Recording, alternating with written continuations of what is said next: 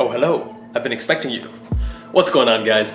Dr. Jabal, medschoolinsiders.com. Welcome to my new home. I'm out here in Las Vegas, Nevada. If you didn't know, check it out on Instagram at KevinJabalMD. All the shenanigans, all the adventures, and of course the misadventures.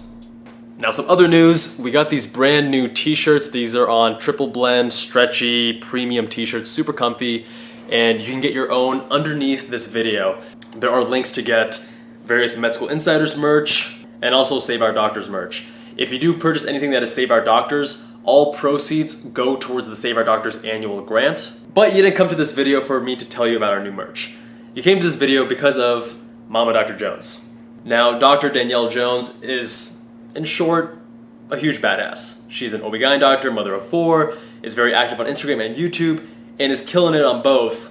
And she has a lot of wisdom and perspectives and advice that I think is very beneficial if you are a pre-med or a medical student. So I met her a couple months ago in San Francisco, her and a lot of other social media influencers in medicine, and it was a blast. I think you guys are really gonna enjoy this. So without further ado, here is Mama Dr. Jones. All right, so Danielle, first of all, thanks for joining me. It's awesome to have you here on my channel. The first thing that really struck me is that you seem to be like Superwoman. You are doing so many things. OB-GYN doctor, mother of 4, and you're also active on YouTube and Instagram. How do you manage to do so much with the same 24 hours that we all have? That's a great question, and people ask me all the time, and I don't really have the answer. I mean, part of it is that I just don't like having downtime, and so I'm seriously bad about doing things that are just like taking a break and hanging out. And I don't have a lot of other hobbies, so I guess this is kind of my hobby. I mean, I enjoy doing social media things, and so that has kind of come into this being kind of my pastime. I have a very supportive spouse. My kids are in school and I'm home 1 day a week, so I usually spend that day focused on something that I want to do either for myself, or if I feel like I need to be focusing more on them, I'll keep one of them home from school and we'll do something special that day. So it really just depends. I have kind of a philosophy about how I should be able to look back over the past few months and see balance in the long term, not on a like day-to-day basis. And so a lot of times what I'll do is just kind of reevaluate the past few weeks and figure out, do I need to be focusing on me today? Do I need to be focusing on one of the kids or all of the kids? Do I need to be focusing on studying, prepping for oral boards, things like that? So I don't know. I just try to use every single minute of my time to do something that fills me with joy or accomplishes a goal that I'm working towards. So you're all about optimizing your time, maximizing your time. I love that. What was the process like as a med student versus as a resident versus as an attending, the balance between these different aspects, how you changed your time management skills over the course of the training? Yeah, so my twins were born my 4th year of medical school, and before that, my time was my own because, I mean, I guess as a med student, you don't really have control over your time, but certainly as compared to being a resident, you do. And then my twins were born, I went to residency, and I just really didn't do anything else for those 4 years besides learning how to be a really good doctor and learning how to be a good mom, because I had 2 6-month-olds and it was just crazy working all those hours. So then when I got to my big kid job, I had suddenly all of this time, and like I'm working part-time, technically part-time. I mean, part-time for medicine. It's still definitely 40 hours almost every week, but it's part-time. I have a day or 2 days off a week depending on my call schedule. And for the first several months, I just didn't know what to do with myself. I'm like, I have all this time, I don't know what to do with it, and I was finally doing things I haven't done in a long time, like getting my hair cut and taking care of myself, and I got my nails done, and I'm like, I haven't done this in forever. So then I decided I can't just have all this free time because I'm just gonna spend money or do some, I don't know, lay around and not do anything, watch a bunch of Netflix. So I had to come up with a hobby, and it kind of just blossomed into social media things and DIY projects that we do around the house and stuff. So I don't know, I just like to use the time off that I have to do something that fills me, and it has gradually, over the course of going through residency and finishing residency, become me being able to focus more on things that fill our tank as a family and fulfill our goals that we're working towards.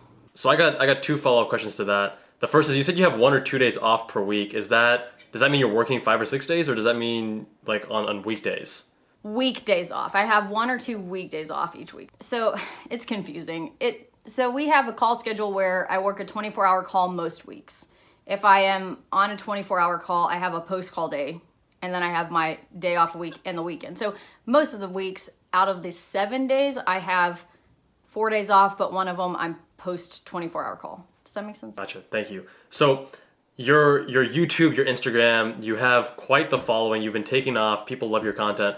What is your channel and your Instagram about, and what are your goals in terms of social media long term? Yeah, so the Instagram kind of started just as a way to almost market, because I was in a practice where I couldn't market, and then it very quickly became a way to speak to students or parents or whoever, and I figured out that I wanted to get kind of out of the echo chamber. So I love talking to medical students, and certainly a lot of my content is about things that pre-meds or med students would be interested in, things like timing of kids in medical school, and how I decided to be in this field and still have a family, things like that.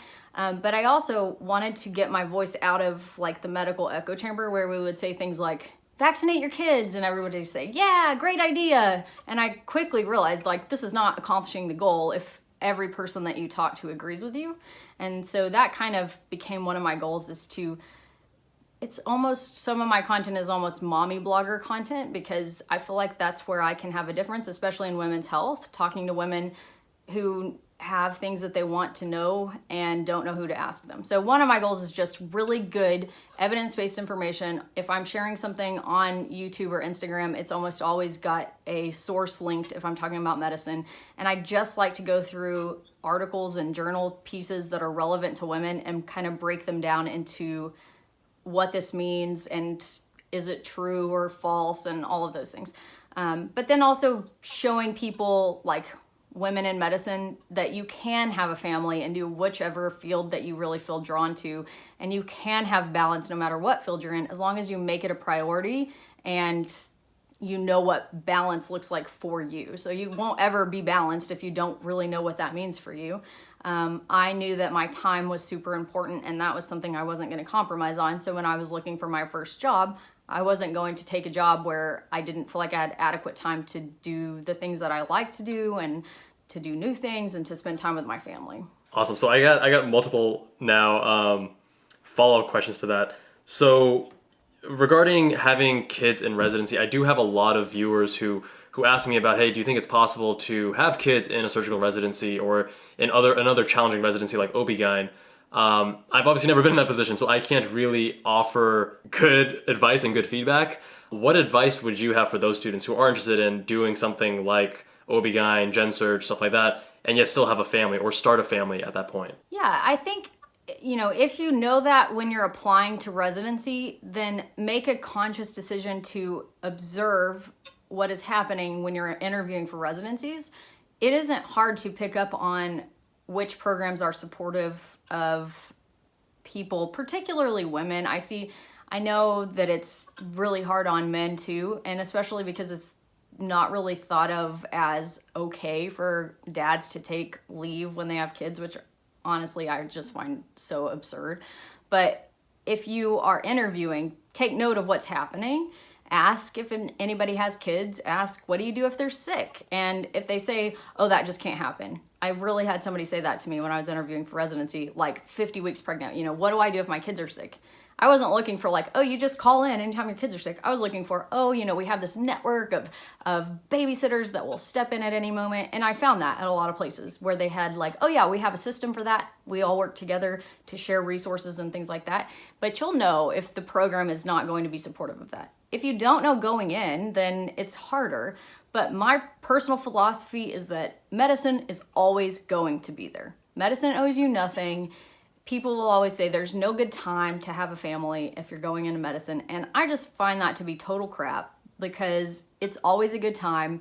You can put medicine on hold for 9 months and then however long after that to cook and have a baby if that's what you want at that time. So and like this, having decided that you weren't on the path that you wanted to be on and made a decision to change, that realizing that everything is a choice gives you a lot of freedom, even if the choices are an easier choice that will take you somewhere that you're less happy and a really, really hard choice that you feel like actually makes you happier.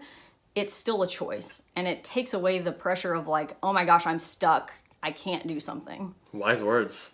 Philosopher Dr. Jones. There you go. Add that one to my CV. So in terms of vaccinations, I wasn't super clear regarding avoiding like an echo chamber, still offering value.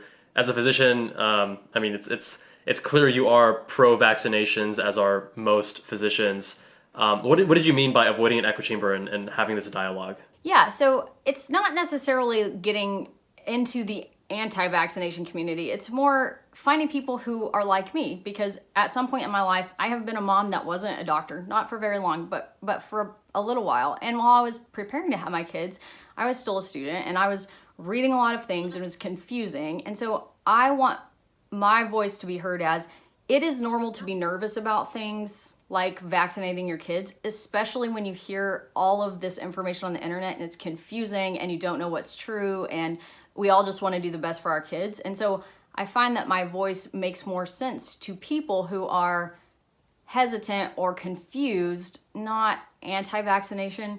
And then I just felt like in the medical community, if I only had people following who were physicians or soon to be physicians, that it didn't make as much of a difference for me to be there talking about it, because most of them already understood all of the evidence.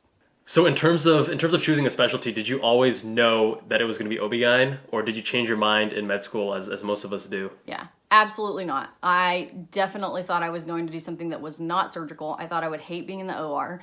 And I honestly was scared about picking OB-GYN or general surgery or something like that and having a family. And I knew I wanted a family. I was married right before I started med school. I got married, and it was terrifying, but I just loved it. I did my rotation and I fell in love with it, and I found it to be fun and give me a lot of opportunity to really take care of people for long periods of time and get to know them really well, but also still be in the operating room and have kind of that instant gratification of being able to fix certain things by going to the OR. So I just liked the kind of variety and the breadth of what we were doing each day, rather than just being in the clinic or just being in the hospital. I got to do kind of hospital work, clinic work, OR work, labor and delivery. Like, I just kind of like what I do in my day-to-day life, I guess. I'm always bouncing around and doing a bunch of different things. That's what I do at work too. So for those students who maybe are not as familiar with OB-GYN, what does it entail? Like, what's obstetrics, what's gynecology, what is your day-to-day like? Are you mostly doing one or the other, or do you have a balance of the two? So obstetrics is anything dealing with pregnancy or birth or the postpartum period. And GYN is anything women's health, reproductive, all of those things. I have a decent balance in my practice. Some people choose to have, mostly OB or mostly GYN. It really just depends. I feel like I do a little bit of both almost every day.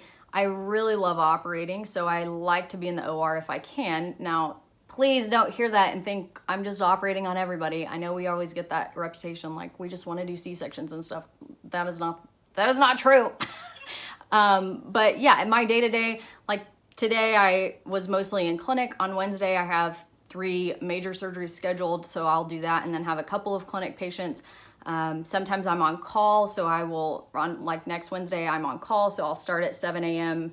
and I'll see clinic patients like a normal weekday, do any deliveries that come in for labor and delivery, or any triages that come in who don't have doctors or their doctors are out of town, see any ER consults that come in, sometimes emergency surgeries like ruptured ectopics and ovarian torsions and things like that. It really just depends. We are really just kind of bouncing around and taking all the calls in the hospital for women's health or pregnancy related issues. So Danielle, did you face any struggles or any obstacles in your journey from pre-med to med school to residency to attending life? What were like the major obstacles that you faced? Because we all face some struggle or some challenge in our training. Yeah, I mean, there's a lot of little things along the way, but the easy answer to that question is I didn't get into medical school the first year I applied. And I talked about this a little bit in a video on my channel, just about kind of my timeline and my journey to where I am now. But basically, I decided late in college that I wanted to be a doctor. It had never been on my radar before. And I took the MCAT and applied, and you can't really just take the MCAT and apply. All of you guys watching this know that because you're potentially considering doing that. Like, there's a lot of prep work that goes into applying to medical school. And I got waitlisted, and then I didn't get in. And it was like this very, by that point I had really thrown myself into this, like, this is what I want to do. I was a psych major, like, I don't know what else I'm going to do with that. Deliver pizza. I don't know what you do. So I didn't know what to do with my life, and I had to decide, like, do I need to try again, or do I need to find something else? And I kind of just sat down and thought about it. What were my options? What would I be happy doing? And I decided I didn't want to give up. I wanted to try again. And so this took a lot of really objective self-reflection, which is a very hard thing to do, because when you put yourself on that application, you think, I will be an excellent doctor, and of course they're going to want me, because why else would I put this in my application if I didn't think that that was what they would think when they read it? And you have to sit down and really look at it objectively, like, what made them not want me based on this application? And it may not be that they don't want you. It may be that you just didn't communicate well enough in your application how wonderful you are and what a great physician you will be. So I kind of take a look at my application and try to put myself in the committee chair person's body and think about the application and make some big changes to it. And I also retook the MCAT. I did a little bit better, but it wasn't drastically better. But the next year I got way more interviews. And I think it really was just trying to objectively pick through my application and go, how can I make this look better? How can I better explain to them, I think I'm so great. How can I get that onto this paper so that they will understand that also?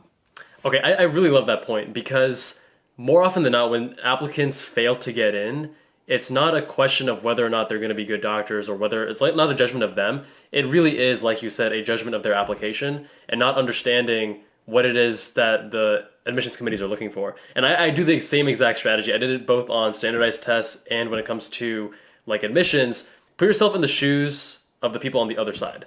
So the adcoms, when they're reading your application, what are they thinking, right? So when you think in that way, it's much easier to actually have a stronger application and increase your chances. So great point. I love that, Danielle. Are there any parting words, any last pieces of advice or wisdom that you'd like to give my viewers, the pre-meds, the med students out there? Yeah, so honestly, and it was so great meeting you in California. Like, that was so fun for me, because my biggest piece of advice to everybody is just live your life in the way that fulfills you. There is never a point where it is going to make sense for your life to please other people more than it pleases you. So even if you have worked your butt off to get to somewhere and then you decide, I just think I would be happier doing something else, just do it. So obviously you need to really evaluate what are the pros and cons of each decision that I have to make, but don't be afraid to change the plan. And when you decide to change a plan, be kind to yourself and give yourself the grace that it's okay. Everybody doesn't end where they think they're going to end when they start a journey. And I certainly didn't. My life looks very different now than I expected it to 10 years ago. And I think in the next 5 or 10 years, there's going to be major changes in the way that I'm living my life and working and doing my job and parenting. So you just have to be okay with change and embrace it. And as long as you are making choices that take you closer to your most fulfilled life, then that's going to be the right decision for you. Love it. Awesome. One thing I really do appreciate, you definitely always keep it real. You're very open, very honest, very candid. And I think that's actually a big reason why you have grown so much. Like your YouTube and Instagram fans, they're so loyal. They love what you're doing. And I think you're really offering so much value to your viewers through that. And it shows, again, with you have been taking off like crazy. So guys, I definitely recommend you check out, Dr. Jones's Instagram, her YouTube channel as well. So Danielle, where can the viewers find you? So I am Mama Dr. Jones on Instagram and on YouTube. I've only had my YouTube for a few months, but it's been a lot of fun. So be nice to me. I'm doing my best, trying to learn the process and join the community, and it's been a blast, but I'm still learning. And Instagram is definitely where I've kind of started, but I kind of like YouTube more. Don't tell the Instagrams. Danielle, thanks so much for your time. Really appreciate it. Awesome meeting you again in San Francisco, and maybe we'll do a day in the life. coming up, guys, so stay tuned. And make sure you follow Dr. Jones on Instagram and YouTube. Link in the description below. Bye. Thank you. Big shout out to Mama Dr. Jones. Thank you so much for joining us on the channel. What do you guys think of this format? If you want me to do this with some other YouTubers, some other doctors, let me know with a comment down below. Thanks for watching, and I will see you guys in that next one.